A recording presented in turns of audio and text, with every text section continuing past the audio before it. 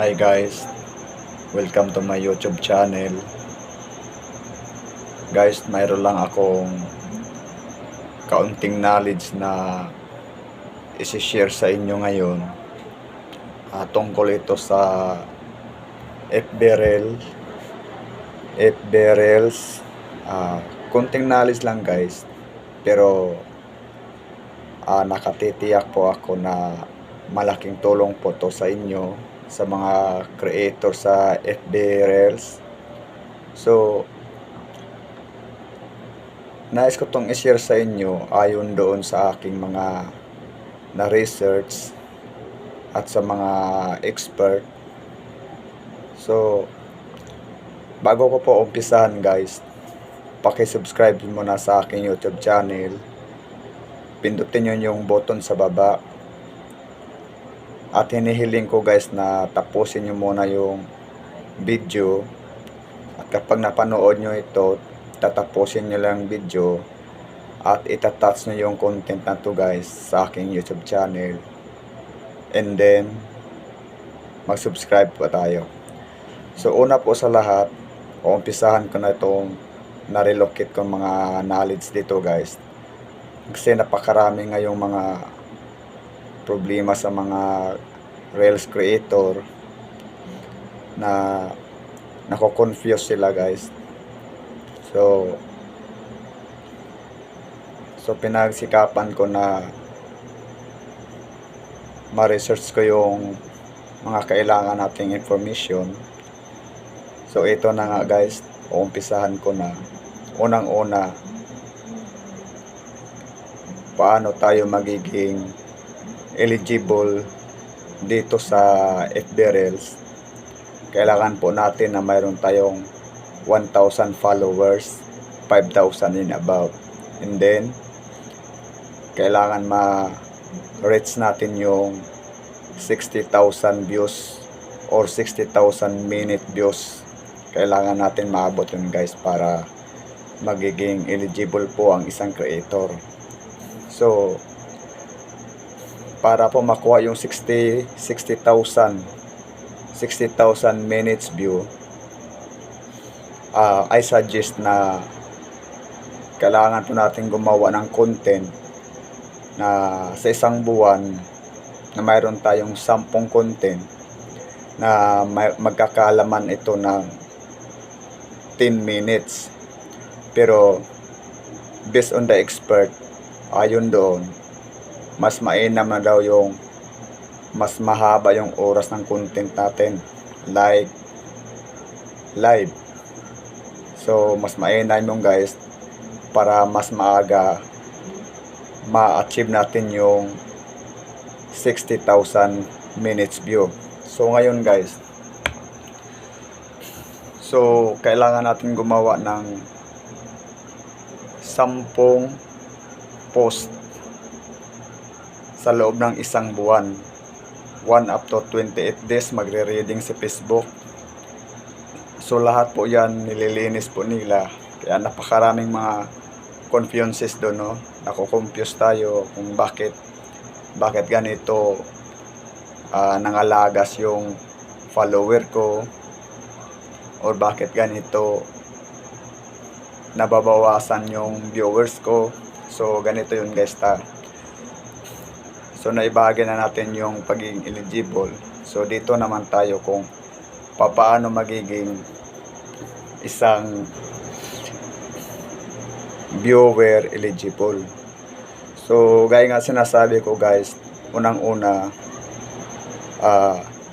kailangan, kung like for example, kung ako ang viewer, ay kailangan lang po natin, or kailangan kong i-touch yung content ninyo, para ibig sabihin nun,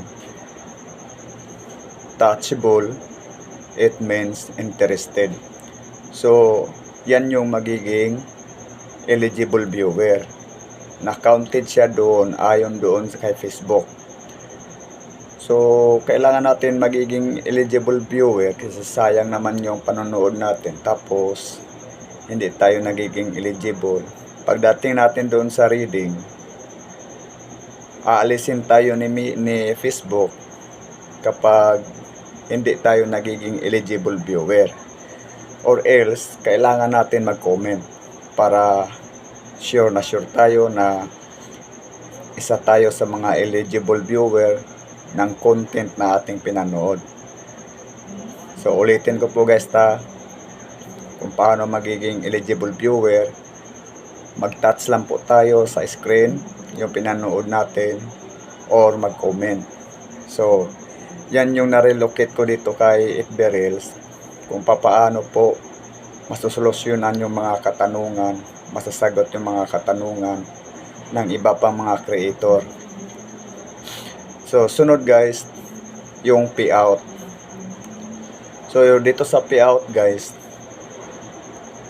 mayroon itong dalawang minimum. Mayroong $25 at saka mayroong $100 up to $10,000. So ipapaliwanag natin guys sa hindi pa nakakaalam ha. Yung $25 po, base sa research na aking na-relocate, yan po yung minimum kapag ikaw ay isang residential ng US, or else kapag PayPal account ang ginamit mo, baka nga na makapag-payout ng mas mababang minimum o nasa $25 lang. So sa ibang bansa kasama dito sa Pilipinas, ito po ay $100 up to $10,000 USD or USDC. So ngayon guys, paano ang market? Paano ang market na ma-achieve natin yung $100 na minimum? So kasi si Meta international naman siya, pero kailangan natin malaman yung market. So kailangan naman natin guys na makakuha tayo ng $10,000. I know, 10,000 star. 10,000 star is equivalent to $100. Ayan. So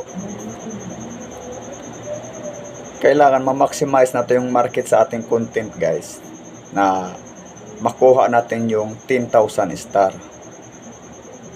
Sa population in Philippines, dito sa Pilipinas, mayroon tayong tinatawag na GCash user or non-GCash user. So kailangan makuha natin yung maximize na market natin doon sa kanila.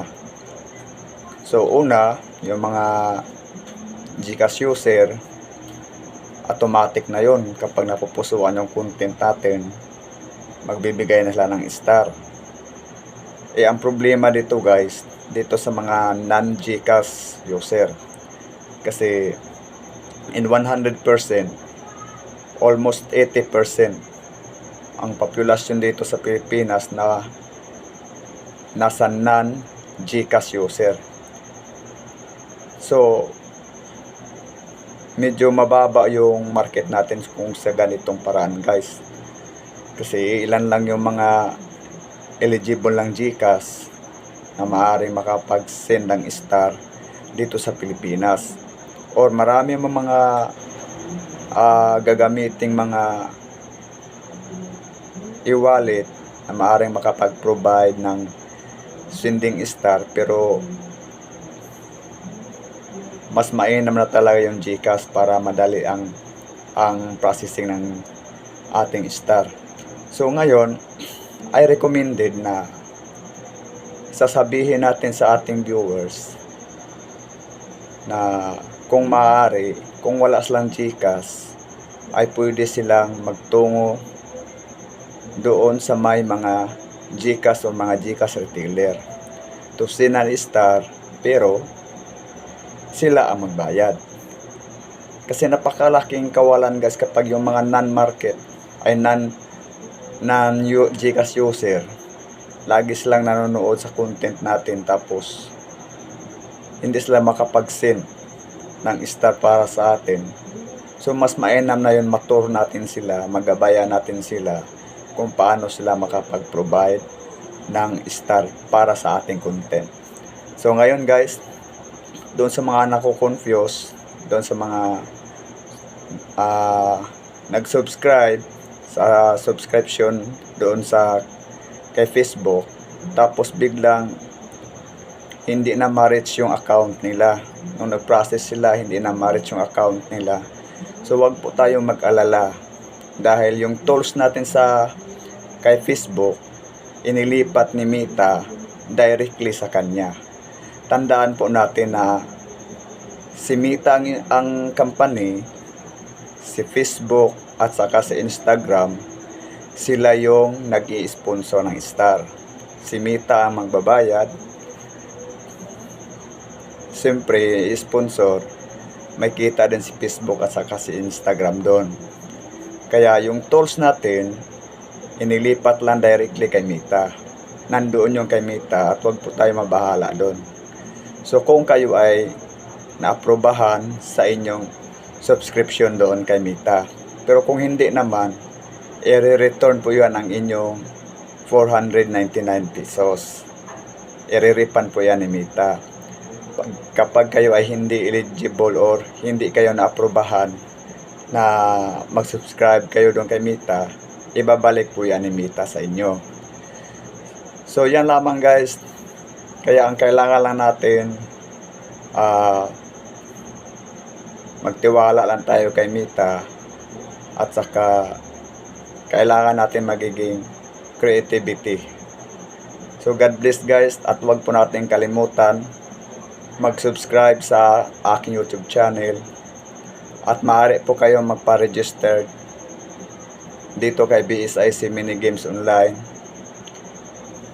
para po sa inyong additional income. Yan po guys. Tandaan po natin ang ganitong uring business ay kailangan po natin ma-maximize at mapanatag ng ating kalooban. God bless guys and thank you.